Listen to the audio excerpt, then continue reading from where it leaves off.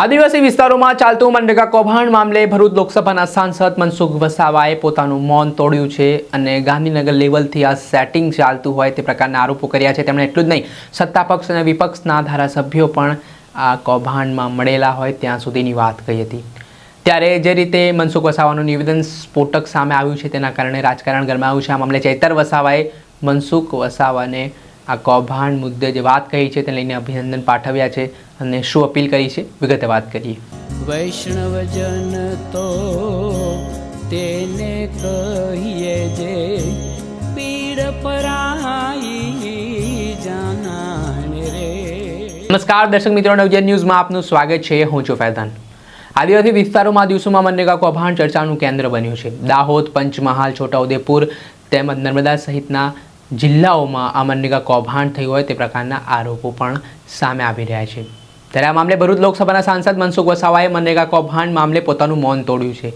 જે રીતે મનરેગા કૌભાંડ થયું છે તે લઈને તેમણે ગાંધીનગરથી ઉપર લેવલથી સેટિંગ ચાલતું હોય તે પ્રકારના આરોપ કર્યા છે। તેમણે કહ્યું છે કે ગાંધીનગરવાળા પણ કોઈ દૂધના ધોલાલે નથી। આમાં સત્તા પક્ષ હોય કે વિપક્ષ હોય, તમામ નેતાઓ આમાં મળેલા છે ને આ સ્ફોટક નિવેદન સામે આવ્યા બાદ અનેક પ્રકારની ચર્ચાઓ વેગવાન બની છે। થોડાક દિવસ પહેલા મામલે આમ આદમી પાર્ટીના ડેડિયાપાડાના ધારાસભ્ય ચૈતર વસાવાએ સાંસદ મનસુખ વસાવા પર આરોપ કર્યા હતા ને મનરેગા કૌભાંડમાં કૌભાંડીઓનો સાંસદ બચાવ કરતા હોય તે પ્રકારના આરોપો પણ તેમણે લગાવ્યા હતા। જો કે સાંસદ મનસુખ વસાવા હવે જેવી રીતે મેદાને આવ્યા છે ને તેમણે સત્તાપક્ષ અને વિપક્ષના ધારાસભ્ય હોય, સાંસદો હોય તેમના ઉપર આરોપ કરવાની શરૂઆત કરી છે। તેને લઈને રાજનીતિ પણ ગરમ બની છે। આ મામલે ડેડિયાપાડાના આમ આદમી પાર્ટીના ધારાસભ્ય ચૈતર વસાવાએ આ કૌભાંડના સંદર્ભમાં મનસુખ વસાવાને અભિનંદન પાઠવ્યા છે। એટલું જ નહીં, ચૈતર વસાવા કહી રહ્યા છે કે મનસુખ વસાવા જે એજન્સીઓએ જે લોકોને નાણાં ચૂકવ્યા છે તે તમામ લોકોના રાજ જાણે છે, કેમ કે તેમની રાજપીપળાના એક સર્કિટ હાઉસમાં એજન્સી સાથે બેઠક પણ થઈ હતી ને આ ઘટનાક્રમ હવે ચર્ચાનું કેન્દ્ર બન્યું છે। પેલા મામલે શું કહી રહ્યા છે ડેડિયાપાડાના ધારાસભ્ય ચૈતર વસાવા તે સાંભળી લો। મનરેગા કૌભાંડ બાબતે આજે જ્યારે મનસુખભાઈ વસાવા એમણે પોતે પોતાની સરકારમાં ગાંધીનગરથી લઈને ગ્રામ્ય કક્ષા સુધી કેટલું મોટું કૌભાંડ થાય છે એ ઉજાગર કર્યું છે, ત્યારે એમને અભિનંદન આપું છું।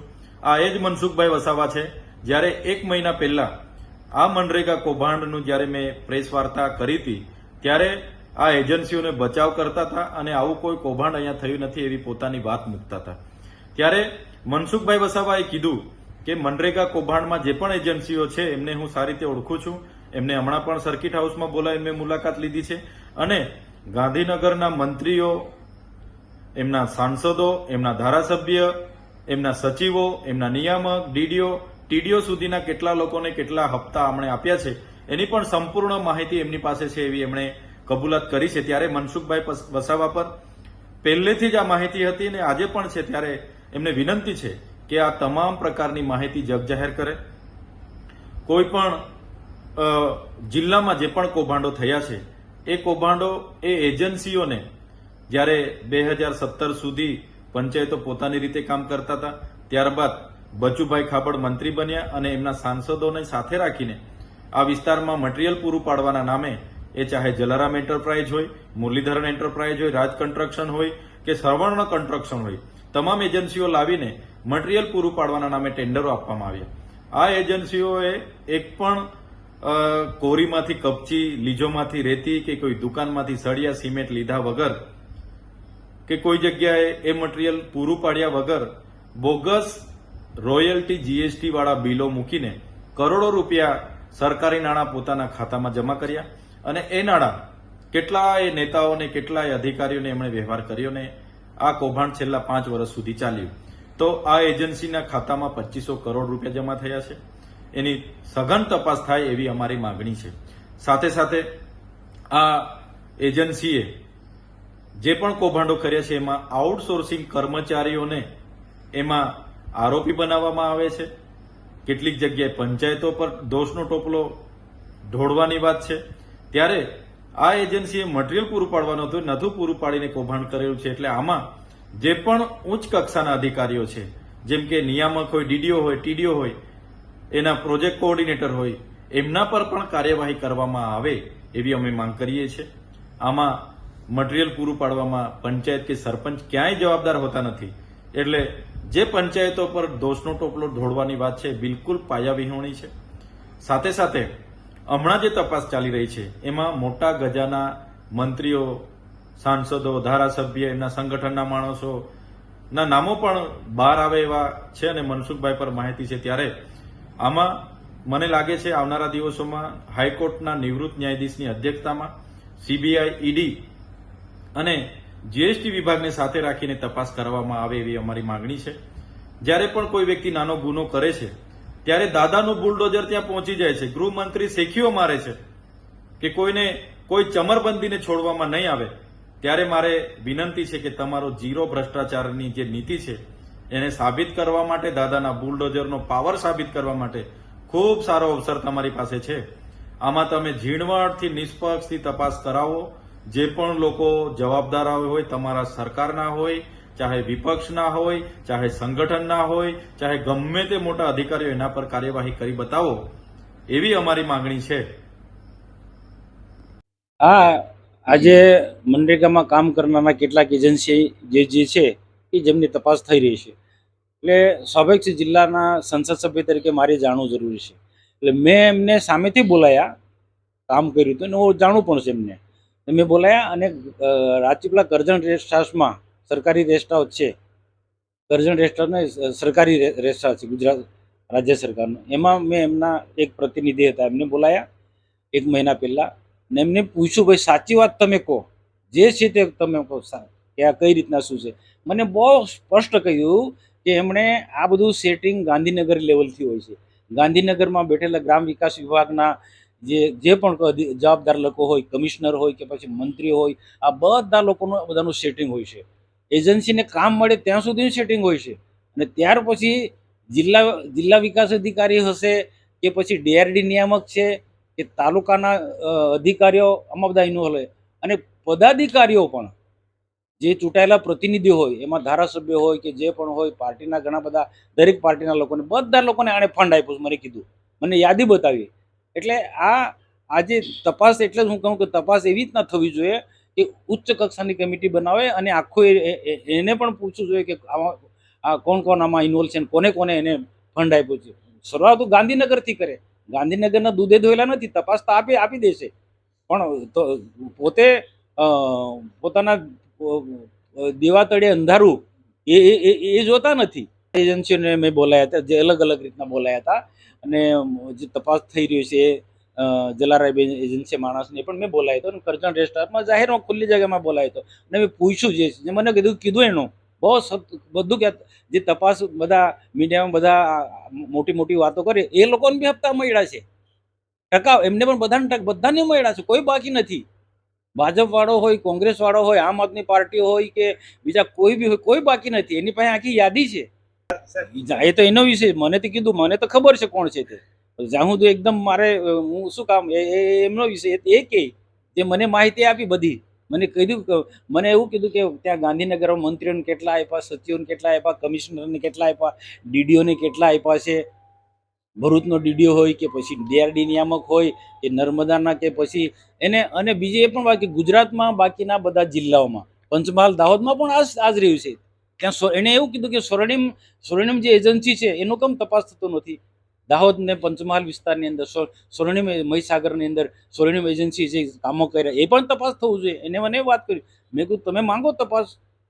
એમને કીધું તમે તપાસ માંગો, અમે સહયોગ કરીશું. એ સ્વર્ણિમ એજન્સી જેની હોય તેની, તો એના માટે એમને જ આરોપ મૂક્યો, અમારું એટલું તપાસ સ્વર્ણિમની કેમ થતી નથી. મેં કીધું એ તમે જ માંગો, લેખિતમાં માંગો તમે, એની પણ સરકાર તપાસ કરશે.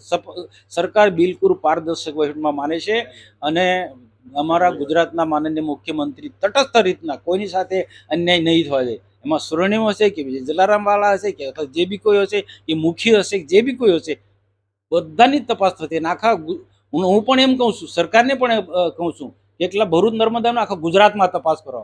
એક તાલુકામાં, પંચમહાલ, દાહોદથી માંડીને બીજા જ્યાં જ્યાં હોય, દક્ષિણ ગુજરાત, બધા જ વિસ્તારની અંદર આ તપાસ થવી જોઈએ.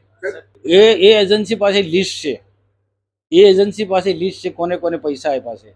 વિરોધ પક્ષવાળા બી સહકારી મારે છે ને, એ ખોટી સહકારી માને છે. પૈસા લેવો ને ખાલી મીડિયા સમક્ષ બધી મોટી વાતો કરી. બાકી પહેલે એના પગ તળે અંધારું છે, તપાસ કરે. પોતાના સરપંચોને શું અમારી પહેલી જ છે. ચૈતર વસાવા એમ કહેતા હોય છે સરપંચ એના જે સરપંચો જે છે એના સરપંચોને તપાસ કરાવે કે એના સરપંચો શું કામ કરે. એજન્સી તો નામ છે, કામ તો નીચે ખરેખર બીજા લોકો કરતા હોય છે. તમે એક આક્ષેપ કર્યો છે કે મંત્રીઓ, ધારાસભ્યો તમામને એ એજન્સીએ મને કીધું હતું. એજન્સીના માણસે મને કીધું એજન્સીએ જે એને એટલે એ તો મેં કીધું એને મને એ પ્રકારની જે વાત કરી છે એનું તથ્ય કેટલું છે એ હવે તપાસનો વિષય છે. કદાચ એને પણ મેં કીધું જો હોય મૌખિક વાત નહીં કર, મને લિખિતમાં આપો, હું તપાસ માંગુ. એમને કહ્યું છે મને ઇન્વોલ્વમેન્ટ બધી જ પાર્ટીના બધા જ નેતાઓ આમાં છે, બધાને પૈસા મળે છે, બધા જ આગેવાનો દરેક પાર્ટીના આમ આદમી પાર્ટી વાળા કંઈ એ પણ સાવકાર નથી કે પછી બીજી કોંગ્રેસ વાળા બી સાવકાર નથી, બધાને પૈસા મળે છે. મારું બધા લોકો જાણે છે કે હું ક્યાંય આમાં પડતો જ નથી. એટલા ભરૂચ ને નર્મદાની પાછળ શા માટે તપાસ થવી? નો ડાઉટ હું ચોક્કસ માનું છું સરકારનો પારદર્શક વહીવટ છે અને સરકારનો પારદર્શક વહીવટ હોવાના કારણે જ આજે જે પણ દેવગઢ બારિયાનું હોય કે પછી ભરૂચ નર્મદાનું હોય ત્યાં સરકાર તપાસના આદેશ આપ્યા છે. અને દૂધનું દૂધ જે પાણીનું પાણી બહુ ક્લિયર છે, જે સત્ય છે ખબર પડશે, તપાસ ચાલી રહી છે. આમ આદમી પાર્ટી તો ખાલી એમ શું કે ચાલુ ગાડીમાં બેસી જવાવાળી આમ આદમી પાર્ટી છે. આજે તપાસ કરનાર પહેલી વખત તપાસ કોને માંગે એ પ્રકાશમાં લાવો. પ્રકાશમાં લાવે તો ખબર પડે. તપાસ માંગનાર પણ ભાજપના જ લોકો છે, બીજા કોઈ નહીં. સ્વાભાવિક છે, લોકશાહી છે. લોકશાહીમાં જેને યોગ્ય લાગ્યું એ આગેવાનો તપાસ માંગે. એ તપાસ કંઈ આમ આદમી પાર્ટી નથી માંગે. આમ આદમી પાર્ટી બધી જગ્યાએ સેટિંગ કરવા વાળા લોકો છે અને મારી પાસે પુરાવા છે કે ક્યાં સેટિંગ કરે. આ જ એનજીઓ કે એજન્સીઓ પાસે બધી જગ્યાએથી આમ આદમી પાર્ટીના લોકોએ બધું સેટિંગ કર્યું છે. અને હું કહું એમના સરપંચો જ્યાં જ્યાં કામો તપાસ કરો. આમ આદમી પાર્ટીના જે સરપંચો ભૂતકાળમાં એ સરપંચોના ગામોમાં જાઓ ચેક કરો. મારી પાસે લિસ્ટ છે કે આમ આદમી પાર્ટીના જે ચૈતરભાઈ વસાવા છે એના આસપાસના જે ગામો છે એ ગામોમાં આમ નરેગાના કામો થયા તે તપાસ કરો. દૂધનું દૂધ પાણીનું પાણી થઈ જશે કે બધું ક્લિયર થઈ જશે. આપણે આમ આદમી પાર્ટીના ડેડિયાપાડાના ધારાસભ્ય ચૈતર વસાવા હાલ તેમનું જે નિવેદન સામે આવ્યું છે તે નિવેદનમાં તેમણે કહ્યું છે કે મનરેગા કૌભાંડમાં જે મુરલીધર એન્ટરપ્રાઇઝ અને જલારામ એન્ટરપ્રાઇઝ નામની કંપની છે તેમણે બોગસ બિલો બનાવી બોગસ રીતે તમામ બાબતો રજૂ કરી સળિયા રેતી કપચી સિમેન્ટ બતાવીને કરોડો રૂપિયાનું કૌભાંડ આચર્યું છે. આ ઘટનાના સંદર્ભમાં તેમણે ગૃહમંત્રી હર્ષ સંઘવી અને મુખ્યમંત્રી ભૂપેન્દ્ર પટેલ ઉપર પ્રહાર કરતા કહ્યું કે જ્યારે નાનો વ્યક્તિ કોઈ ગુનો કરે ત્યારે દાદાનો બુલડોઝર છે તે પહોંચી જતો હોય છે. પણ ગૃહમંત્રી કહે છે કે કોઈ પણ ચમરબંધીને છોડવામાં નહીં આવે, પરંતુ અહીંયા જે કૌભાંડ થઈ રહ્યા છે ત્યારે હવે આ મામલે ક્યારે કાર્યવાહી થશે તે બાબતે પણ CBIની તપાસ આ મામલામાં ચૈતર વસાવાએ કરી છે. દર્શક મિત્રો, આવા જ નવા વિડીયો સાથે આપને માહિતગાર કરતા રહીશું, એટલે નવજીવન ન્યૂઝ જોતા રહો. વૈષ્ણવજન તો તેને કહીએ જે